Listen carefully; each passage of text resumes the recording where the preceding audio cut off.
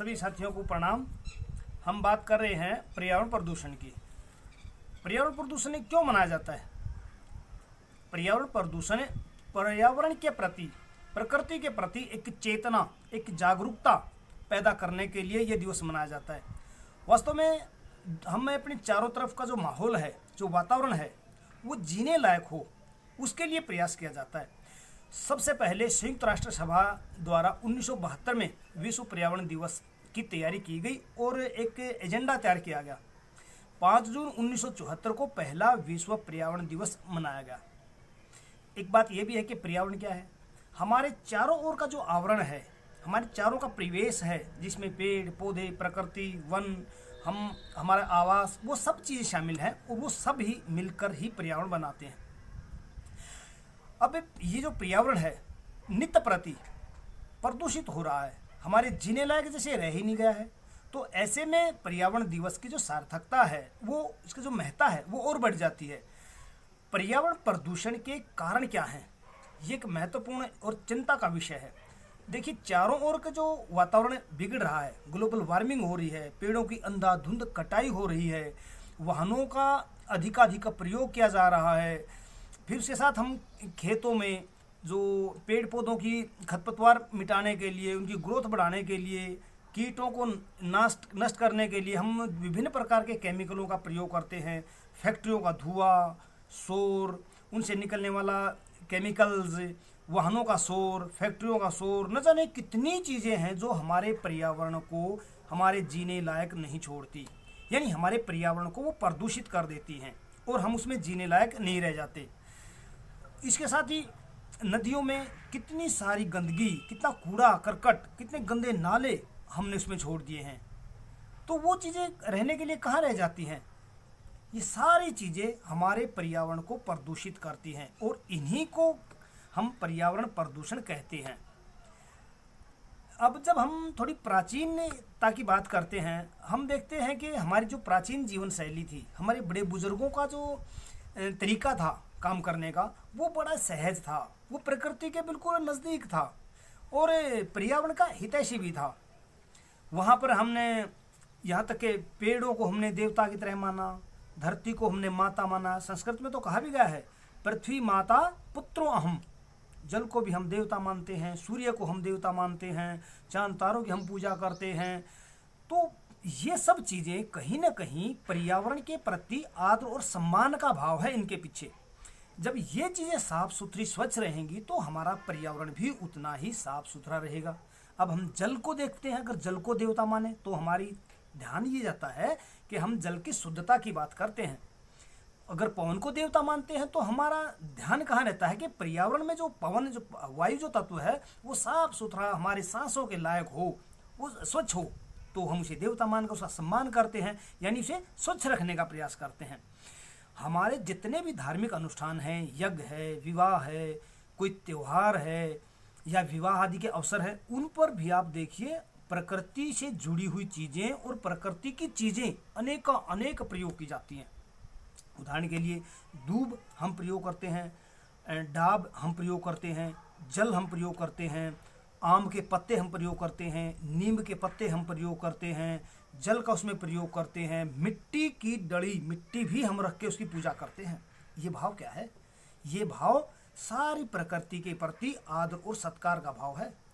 इन चीज़ों के बिना हमारे धार्मिक अनुष्ठान भी पूर्ण नहीं होते। और जब ये चीज़ें हमारे जीवन में रहेंगी, इनकी शुद्धता, इनकी शुचिता हमारे जीवन में रहेगी, तो हमारा पर्यावरण बिल्कुल साफ सुथरा और स्वच्छ रहेगा। अब विषय यह है कि हम इस पर्यावरण प्रदूषण को ठीक कैसे करें, क्या संकल्प लें। आपको पता होना चाहिए इस बार का जो थीम है हमारे पर्यावरण प्रदूषण का, वो प्लास्टिक प्रदूषण को बचाना है, यानी पर्यावरण को प्लास्टिक के प्रदूषण से मुक्त, बीट प्लास्टिक पोल्यूशन। यानी हमें प्रदूषण को मिटाने के लिए सबसे पहले क्या करना पड़ेगा? सबसे पहले हमें अपने जीवन से प्लास्टिक की पन्नी, प्लास्टिक की थैलियाँ, प्लास्टिक की चीज़ों का उपयोग बिल्कुल हटाना पड़ेगा।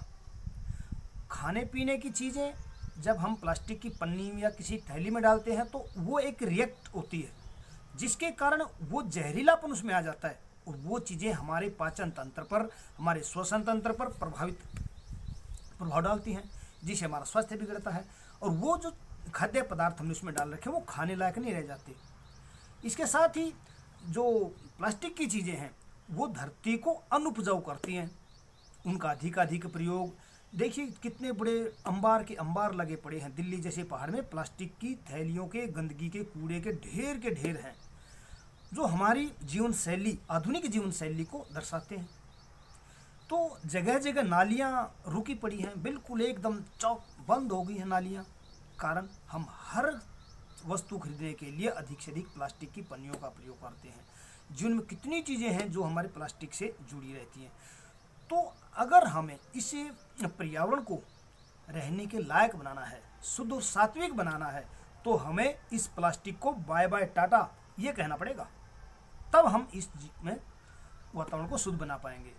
अब प्रश्न ये उठता है कि पर्यावरण को शुद्ध, बिल्कुल स्वच्छ रहने लायक बनाने के लिए हमें क्या संकल्प लें। सबसे पहले जो संपूर्ण मानवता का जो अस्तित्व है वो हमारे पर्यावरण पर है, इसलिए सबसे ज़रूरी काम है पेड़ पौधों की कटाई रोकें और अधिक से अधिक मात्रा में पेड़ पौधे लगाएं। आपको जहाँ कहीं भी खाली जगह दिखाई दे वहाँ पेड़ जरूर लगाएं। पेड़ों को देवता मानने का भाव क्या है? पेड़ों को देवता मानने का भाव यही है कि वो हमें जीवन देते हैं, ऑक्सीजन देते हैं, प्राण वायु देते हैं, इसलिए तो उनके प्रति इतना आदर सत्कार, पूजा का भाव हम रखते थे, जो आज कम हो गया है। और उसी वही कारण है कि प्रदूषण बढ़ता जा रहा है। इसलिए पेड़ों को अधिक से अधिक लगाएं, उनके प्रति आदर सम्मान का भाव रखें। जहाँ तक हो सके अपने निजी वाहनों का प्रयोग न करें, यानी केमिकल जो प्रदूषण फैलाने वाले पेट्रोल डीजल से चलने वाले साधन हैं उनका प्रयोग कम करें। हम सार्वजनिक वाहनों का प्रयोग कर सकते हैं, रोडवेज, बसेज या ट्रेन गाड़ियों का प्रयोग करें। हम अपने निजी वाहनों से और तो और कुछ अगर सामान्य सी दूरी तय करनी है तो साइकिल का प्रयोग करें, उससे थोड़ी और कम है तो पैदल चले, जो स्वास्थ्य की दृष्टि से भी और पर्यावरण की दोनों दृष्टियों से सही है। सार्वजनिक वाहन पर नदी नालों में कूड़ा करकट न डालें, गंदे नाले को नदियों में ना जाने दें, क्योंकि नदी को भी हम माता मानते हैं। तो उसके प्रति आदर कब होगा? जब उसका जल शुद्ध रहेगा, उसमें रहने वाले जीव जंतु शुद्ध अच्छे रहेंगे, हमारा जीवन अच्छा रहेगा। प्लास्टिक का तो प्रयोग बिल्कुल नहीं करना है। हम जूट के या कपड़े के बने हुए थैले प्रयोग करें, जिनका हम एक से अधिक बार प्रयोग कर सकते हैं। और बात, पर्यावरण के प्रति सहृदय रहें, जीवों के प्रति दया, करुणा, प्रेम और सहयोग का भाव रखें। तो ये सारी चीज़ें हैं, जब हम इन चीज़ों को अपने जीवन में धारण करेंगे, यानी पर्यावरण के प्रति अपनी एक चेतना, अपनी जिम्मेदारी समझेंगे, तो ही हम इस पर्यावरण को साफ सुथरा और स्वच्छ बना सकते हैं। और मैं समझता हूँ कि ये केवल एक दिवस मनाने से नहीं होगा, बल्कि इन सब चीज़ों को अपने जीवन में धारण करने से ही हम इस दिन को और अच्छे ढंग से मना पाएंगे, ऐसा मेरा मानना है। तो आइए अपने पर्यावरण को साफ सुथरा रखें, स्वच्छ रखें। नमस्कार। आपको ये मेरा वीडियो पर्यावरण के ऊपर ये मेरा प्रयास कैसा लगा, इस विषय में आप मेरे सभी सहयोगी हैं, स्नेही हैं, अपनी राय जरूर दें, अपने मित्रों को शेयर करें। और इसके बाद फिर मिलते हैं हम एक नई वीडियो के साथ 21 जून को। तब तक प्रणाम।